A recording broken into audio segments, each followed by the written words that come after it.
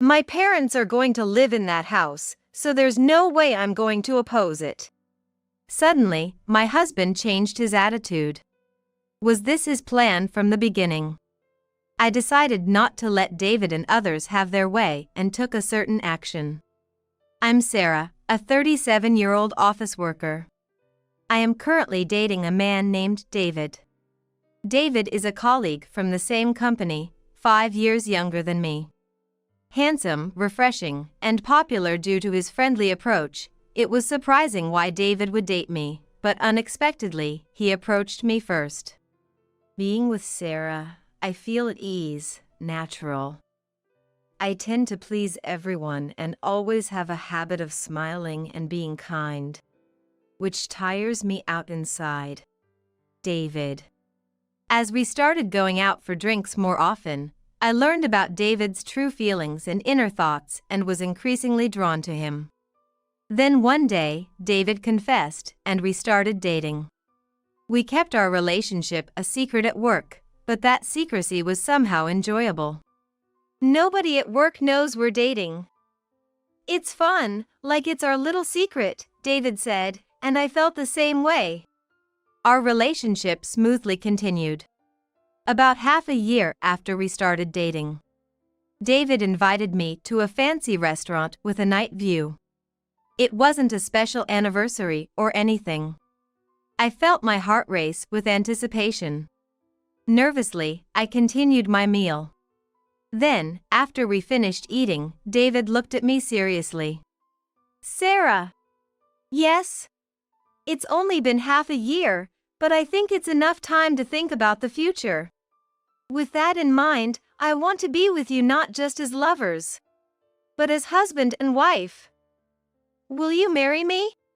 Saying so, David presented a ring. I was moved. Yes. And accepted. And so, I decided to marry David. I was overjoyed.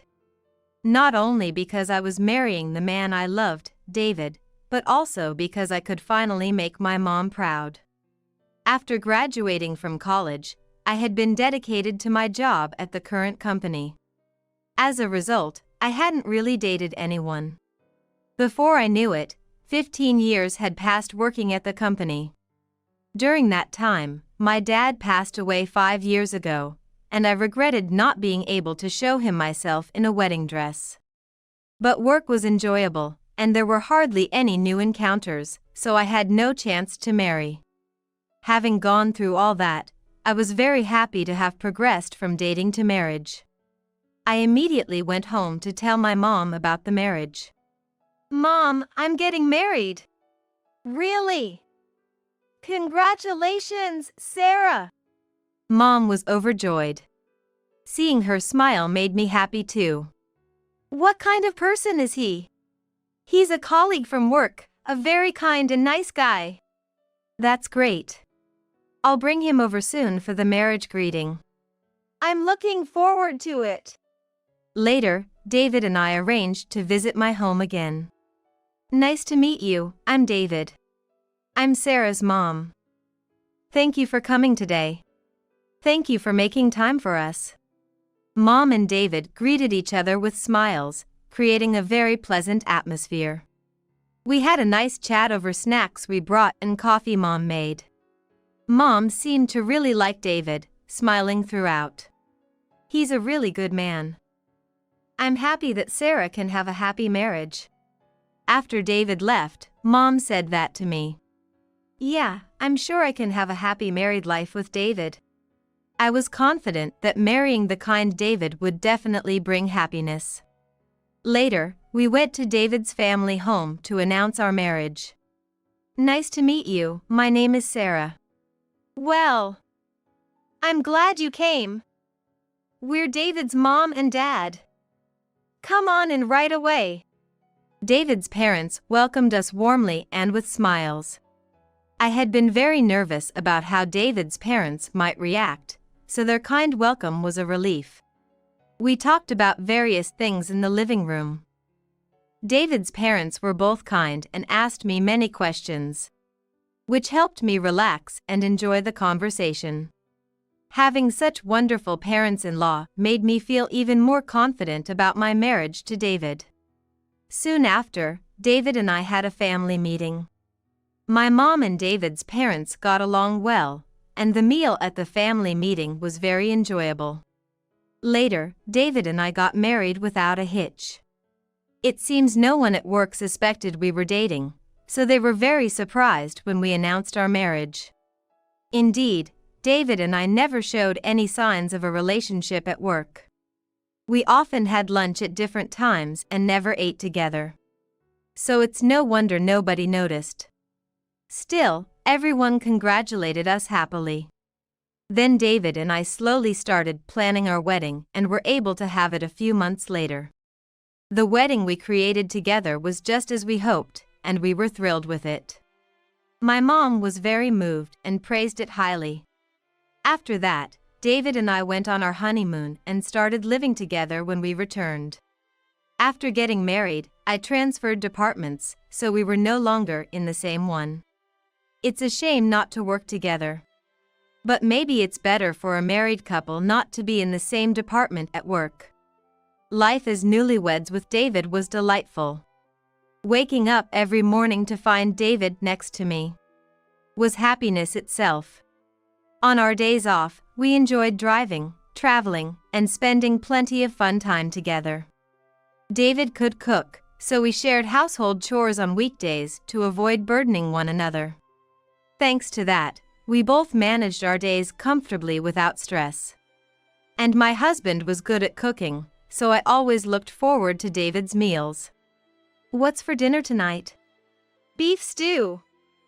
I used a pressure cooker, so the beef is tender and falls apart easily. Wow! I can't wait! I'll go change right away. A delicious home-cooked meal would always relieve the fatigue of work. After dinner, David and I would have a leisurely drink and savor our happy moments.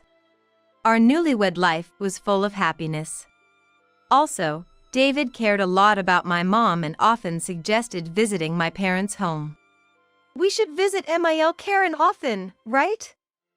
She's living alone, after all. David, thank you. Every time we visited, my mom looked very happy. Thank you for always coming. Oh, don't mention it. This house is big, so cleaning must be tough. I can help if you like. Really? That would be wonderful. David, thank you. Mom is really happy. As I helped clean the house with David, I expressed my gratitude to him. That's good to hear. We're a family now, after all. Now that we're married, I want to take care of Karen too. David. I was touched by his words. Caring for my mom like that, I realized how kind and wonderful a person I had married. Wow, this house really is huge. So many rooms and such a big yard. Indeed, it is. Living in this mansion all this time? You're like a rich girl. No, not at all. Don't be modest, okay? My parents' house is nothing compared to this. Indeed, from the outside, my house might seem like that of a wealthy family. But in reality, it's a very ordinary household. My dad is a civil servant, and my mom worked for a regular company. So their salaries weren't exceptionally high. Our house is luxurious and spacious because my mom's dad was a wealthy landowner. However, my parents never relied on my grandfather's wealth, they always lived on their own earnings. Seeing this, when I was born, my grandfather gave one of his properties to my parents as a gift. Generally, my parents lived modestly, so our lifestyle was quite simple. That's why I grew up with a typical sense of money and even a spirit of saving. So, I'm not really a rich girl. It's not being humble, it's just an ordinary family. Come on, well, that modesty is also one of the great things about you, Sarah. David and I enjoyed cleaning my parents' house like that. Then Mom, who had been cutting meat and vegetables, suggested having a barbecue in the garden. David and I were exhausted from cleaning, so we were thrilled at the idea of a barbecue. Grilling meat and vegetables in the spacious garden, sipping cold beer, was just the best. The weather was great, and I was thirsty, so the beer tasted incredibly good. The meat and vegetables were delicious, and I felt very happy.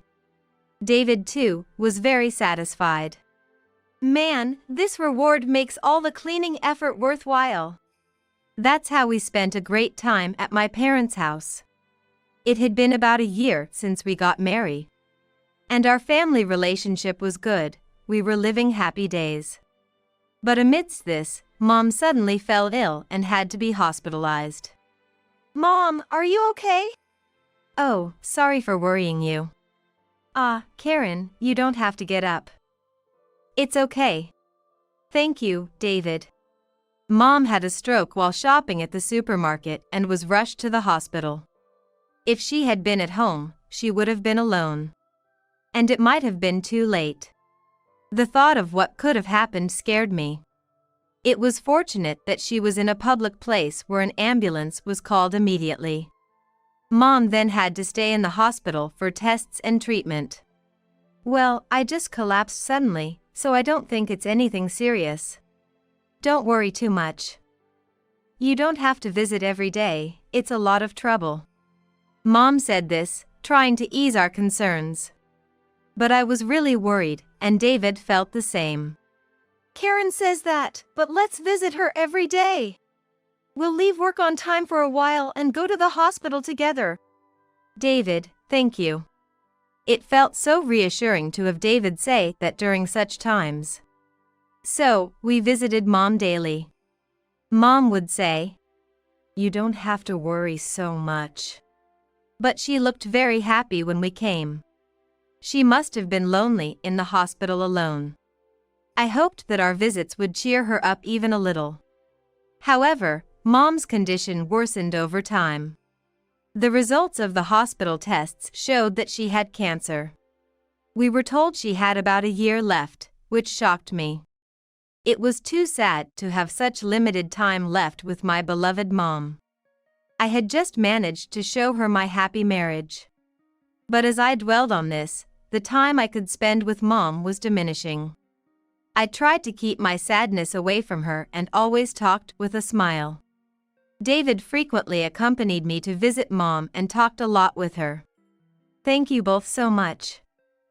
I'm really happy that you come to visit like this. It's only natural.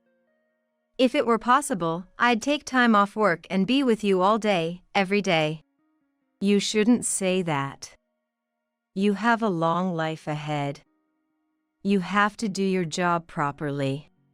I could only visit after work on weekdays, but on weekends, I spent all day visiting. There, Mom would reminisce about my childhood. Lately, David seemed busy with work, even working on weekends at times. Amidst this, something started to bother me. It happened one weekend when I returned home from visiting Mom. When I got home, David, who was supposed to be working, was already there. He seemed to be on a phone call, unaware of my arrival. Who was he talking to? Feeling uneasy, I decided to eavesdrop on the call without David noticing. Then, I heard David saying, "Yeah, it'll soon be Mom's house. Don't worry, I'm not suspected at all. Once we get the house, it's ours." I couldn't understand what he meant. What did he mean by house? Not suspected? Could it involve me or Mom? At this point, I couldn't pinpoint anything and had to observe further. "I'm home." Since I couldn't get more information by eavesdropping, I decided to stop. "Oh, welcome back. Sorry, I have to go now. Talk to you later." Hastily, David ended the call. Who are you talking to? "Oh, it was Mom." Really? Was there something she needed? "No, not really. She just wanted to check in and I was worried about Karen's health." That's nice of her to be concerned. It's only natural for family. Yes, we're a family, aren't we? I started to feel something off about David's behavior. But in front of me, he was always the kind David, behaving normally. Amidst this, Mom's condition worsened, and she became critically ill. It was too soon for her predicted remaining time. I rushed to be with Mom. Mom! Oh. Sarah. I'm sorry for worrying you. It's okay. You're missing work because of me. Don't worry about that. Being with you is my priority right now. I stayed by Mom's side continuously. David also left work early to be with Mom. Karen, are you okay? David, you came too. I'm sorry to show you such a weak state. No, what are you saying? Just rest and don't worry about anything. Sarah, you've been here the whole time, right? Do you want me to get you something to drink? Yes, thank you. David cared for me like that. Maybe that phone call was unrelated to me. He seemed so concerned for Mom and me. It must have been my misunderstanding. A few days later, Mom passed away. Since I was off work, I was able to be there at her last moment. Immediately after, I started arranging Mom's funeral. David, while saddened, supported me and actively helped with the funeral arrangements. He truly was a reliable and kind husband. We managed to get through the funeral successfully. But then, I discovered David's true nature. It happened after the funeral had settled down. What are you planning to do with your mom's house? David asked me. I haven't decided anything yet, but why?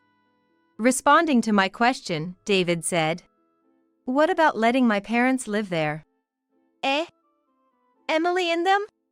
At that moment, I remembered the previous phone conversation between David and his mother, Emily. It turned out the call was indeed about my family home.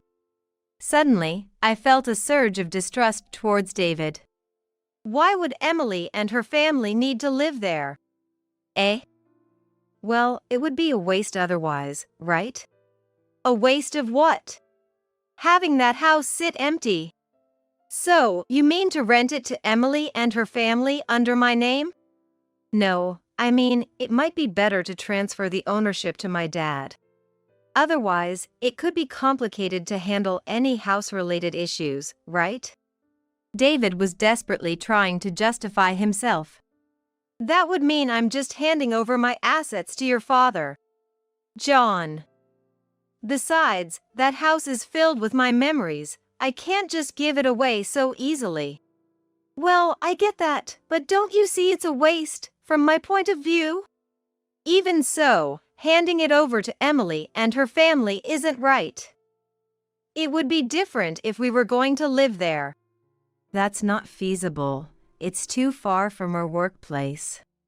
Then, for now, I'll keep owning the land. David got furious at my response. Why can't you just listen to what I'm saying?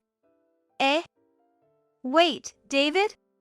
I'm bending over backward asking you, and you, Sarah, dare to complain. I was shocked by David's sudden outburst. Basically, the only reason I married an older woman like you was for that house. I decided to marry you when we shared a taxi from a company drinking party.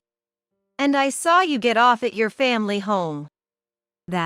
So you didn't marry me because you loved me? Of course not. Don't flatter yourself. That's awful.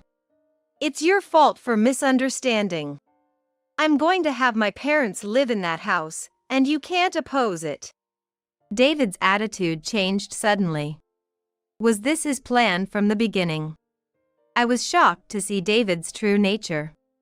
All his kindness was just an act to get my family home. And now, the real David was showing his true colors. He wanted to take over my family home and give it to his parents. I decided not to let David and his family have their way and took a certain action. All right. If you want my family home that badly, I'll consider giving it to you. Yeah. Finally realized your place. But there are some procedures to go through, so you'll have to wait until that's all sorted. David replied, Can't be helped. and immediately called Emily. Everything went smoothly. We'll have that mansion soon. Without needing to hide it anymore, David spoke confidently. 2 weeks later, I invited David and his parents to my family home. They arrived smiling. But as soon as they reached the house, they froze in shock. Hey, Sarah, what the hell is this? Their surprise was understandable. Unknown to them, I had arranged for the house to be demolished. And in front of my in-laws, the demolition took place. Watching the mansion crumble, they were speechless. Our house. Emily lamented. What do you mean? It's my house, not yours. Don't joke. Do you think you can get away with this? Yes, because it's still under my name. If you want, I can consider selling you the land, now that it's empty.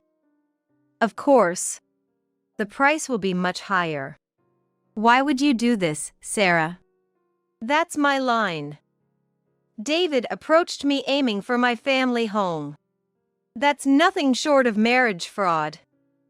And you know, when I looked into David, I found evidence of his affair in just these 2 weeks. What? I may not be able to sue for marriage fraud due to lack of physical evidence. But I will definitely claim compensation in the divorce case due to the affair. And I will certainly divorce you. No. Compensation in a divorce case would be troublesome. At least transfer this land to me before that. As if. Are you stupid? All you and your family will get is a heap of debt and public backlash. I'm reporting everything to the company. No. My in-laws collapsed on the spot. Apparently, they had already sold their own home, planning to live in mine. David and his parents managed to rent an apartment, avoiding homelessness, but David became poor due to the compensation he had to pay for the divorce lawsuit. Furthermore, having married me while having an affair with a coworker.